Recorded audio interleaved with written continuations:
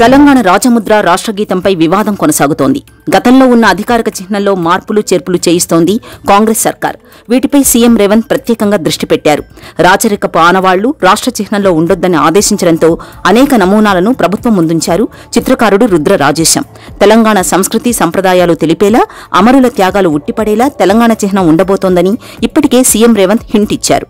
ఆ మేరకు 4-5 నమూనాలు కూడా పరిశీలించారు.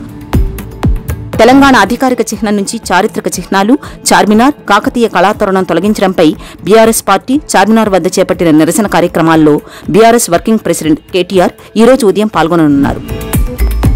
Delhi liquor scam money laundering కేసులో బీఆర్ఎస్ ఎమ్మెల్సీ కవితకు మరో ఎదురుదెబ్బ తగిలింది. కేసులో ఆమె పాత్రపై ఈడీ దాఖలు చేసిన సప్లిమెంటరీ ఛార్జ్షీట్ను ట్రయల్ కోర్టు పరిగణనలోకి తీసుకున్నట్లు ప్రకటించింది. అలాగే జ్యుడిషియల్ కస్టడీలో ఉన్న కవిత, చరణ్ప్రీత్ సింగ్లకు ప్రొటెక్షన్ వారెంట్, మరో 3 నిందితులకు నోటీసులు జారీ చేసింది. తదుపరి విచారణను జూన్ 3కు వాయిదా వేస్తున్నట్లు వెల్లడించింది. జూన్ 1వ తేదీ శనివారం నాడు నగరంలోని మొత్తం 6 జోన్లలో వర్షాలు కురిసే అవకాశం ఉందని భారత వాతావరణ విభాగం ఐఎండీ హైదరాబాద్ తెలిపింది. తేలికపాటి నుండి మోస్తరు వర్షాలు లేదా ఉరుములతో కూడిన జల్లులు పడే అవకాశం ఉంది. ఆకాశం మేఘావృతమై ఉంటుందని కూడా ఐఎండీ తెలిపింది. తెలంగాణలో గ్రూప్ 1 ప్రిలిమినరీ పరీక్ష రాసే అభ్యర్థులకు టీజీపీఎస్సీ కీలక సూచనలు చేసింది. జూన్ 9న ఉదయం 10:30 నుండి మధ్యాహ్నం 1 గంట వరకు పరీక్ష జరుగుతుందని వెల్లడించింది. అభ్యర్థులను ఉదయం 9 గంటల నుంచే పరీక్షా కేంద్రాల్లోకి అనుమతిస్తామని స్పష్టం చేసింది. పిఠాపురంలో ఏది జరిగినా ఇప్పుడు సెన్సేషనే. ఎందుకంటే పవన్ కళ్యాణ్ ఇక్కడి నుంచి పోటీ చేస్తున్నారని తెలిసినప్పటి నుంచి ఇక్కడ ట్రెండ్ నడుస్తూనే ఉంది. ఇప్పుడు జనసేన, వైసీపీ కార్యకర్తల మధ్య స్టిక్కర్ వార్ నడుస్తోంది.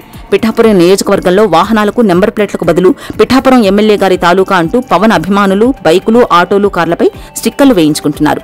అటు జనసేన కార్యకర్తలకు దీటుగా వైసీపీ అభ్యర్థి వంగా గీత అభిమానులు కూడా కాబోయే డిప్యూటీ సీఎం గారి తాలూకా అంటూ బైకులపై స్టిక్కర్లు వేయించుకుంటున్నారు. ఏపీలో అసెంబ్లీ, లోక్సభ ఎన్నికల ఓట్ల లెక్కింపు జూన్ 4న నిర్వహించేందుకు అవసరమైన ప్రధాన ఏర్పాట్లన్నీ పూర్తి చేసినట్లు డిప్యూటీ ఎలక్షన్ కమిషనర్ నితేష్ వ్యాస్కు రాష్ట్ర ప్రధాన ఎన్నికల అధికారి ముఖేష్ కుమార్ మీనా తెలిపారు. ఆంధ్రప్రదేశ్లో ఈపీసెట్ 2024 పరీక్షా ఫలితాలు విడుదల చేసేందుకు ఏపీ ఉన్నత విద్యామండలి ముమ్మర ఏర్పాట్లు చేస్తోంది. జూన్ మొదటి వారంలో ఫలితాలు వెల్లడి చేయనున్నట్లు సమాచారం. ప్రధాని మోదీ కన్యాకుమారిలో స్వామి వివేకానంద రాక్ మెమోరియల్ దగ్గర 45 గంటల పాటు ధ్యానం చేయనున్నారు. ఎన్నికల ప్రచారం ముగిసిన తర్వాత మే 30 సాయంత్రం నుంచి జూన్ 1 సాయంత్రం వరకు ధ్యాన మండపం దగ్గర మెడిటేషన్ చేయనున్నారు. మోదీ ధ్యానంలో ఉండనున్నట్టు ప్రకటించడంపై ఎన్నికల కమిషన్కు కాంగ్రెస్ ఫిర్యాదు చేసింది. ఇదంతా ఎలక్షన్ కోడ్ ఉల్లంఘన కిందకే వస్తుందని తెలిపింది. 48 గంటల సైలెన్స్ పీరియడ్లో ప్రత్యక్షంగా కానీ పరోక్షంగా కానీ ఎవరినీ ఎలాంటి ప్రచారానికి అనుమతించరాదని ఈసీకి తెలిపినట్లు కాంగ్రెస్ సీనియర్ నేత అభిషేక్ మను సింఘ్వి తెలిపారు. సార్వత్రిక ఎన్నికల ఘట్టం తుది అంకానికి చేరింది. నేటితో లోక్సభ ఎన్నికలకు సంబంధించి ప్రచార ఘట్టం సాయంత్రం 5 గంటలకు ముగియనుంది. దీంతో గత 2 నెలలుగా కొనసాగుతున్న ఎన్నికల ప్రక్రియ మొత్తం పూర్తి కానుంది. కేంద్ర హోంమంత్రి అమిత్ షా ఈ రోజు తిరుమలకు వెళ్లనున్నారు. తమిళనాడులోని తిరుచిరాపల్లి నుంచి విమానంలో రేణిగుంట విమానాశ్రయానికి సాయంత్రం 6:15 చేరుకుంటారు. రాత్రి తిరుమలలోని వకుళమాత అతిథి గృహంలో ఆయన బస చేస్తారు. శుక్రవారం ఉదయం శ్రీవారి సేవలో పాల్గొంటారు. అనంతరం మధ్యాహ్నం తిరుగు ప్రయాణమవుతారని బీజేపీ రాష్ట్ర కార్యాలయం తెలిపింది. అగ్నిబాండ్ ప్రయోగం విజయవంతమైంది. శ్రీహరికోటలోని స్పేస్ రీసెర్చ్ సెంటర్ నుంచి నింగిలోకి అగ్నిబాండ్ దూసుకెళ్లింది. 4 సార్లు అగ్నిబాండ్లో సాంకేతిక లోపాలు తలెత్తడంతో ప్రయోగాన్ని నిలిపివేశారు. 5వ ప్రయత్నంలో శాస్త్రవేత్తలు అగ్నిబాండ్ను విజయవంతంగా నింగిలోకి ప్రవేశపెట్టారు. ఉత్తర కొరియా మరోసారి కవ్వింపు చర్యలకు పాల్పడింది. జపాన్ సముద్రం మీదుగా ఏకంగా 10 బాలిస్టిక్ క్షిపణులను గురువారం ప్రయోగించింది. దక్షిణ కొరియా, జపాన్ సైన్యాలు ఈ విషయాన్ని ధృవీకరించాయి. అంతేకాక జపాన్ ఈ చర్యలను తీవ్రంగా ఖండించింది. రష్యా ఉక్రెయిన్ యుద్ధానికి సంబంధించి వచ్చే నెలలో జరిగే అంతర్జాతీయ శాంతి శిఖరాగ్ర సదస్సుకు అంతరాయం కలిగించేందుకు రష్యా ఇప్పటికే ప్రయత్నిస్తోందని ఉక్రెయిన్ అధ్యక్షుడు జెలెన్స్కీ ఆరోపించారు. ఈ సదస్సుకు దూరంగా ఉండాలని పలు దేశాలపై ఒత్తిడి తీసుకొస్తుందన్నారు. కీవ్లో మీడియాతో సమావేశంలో జెలెన్స్కీ మాట్లాడారు.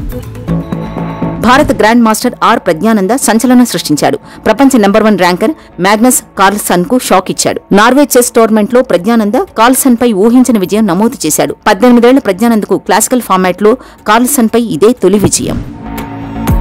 అంతర్జాతీయ క్రికెట్ మండలి ఐసీసీ తాజాగా ప్రకటించిన టీ20 ర్యాంకింగ్స్ లో భారత స్టార్ బ్యాటర్ సూర్యకుమార్ యాదవ్ అగ్రస్థానాన్ని నిలబెట్టుకున్నాడు. సూర్యకుమార్ 861 రేటింగ్ పాయింట్లతో టాప్ ర్యాంకులో కొనసాగుతున్నాడు.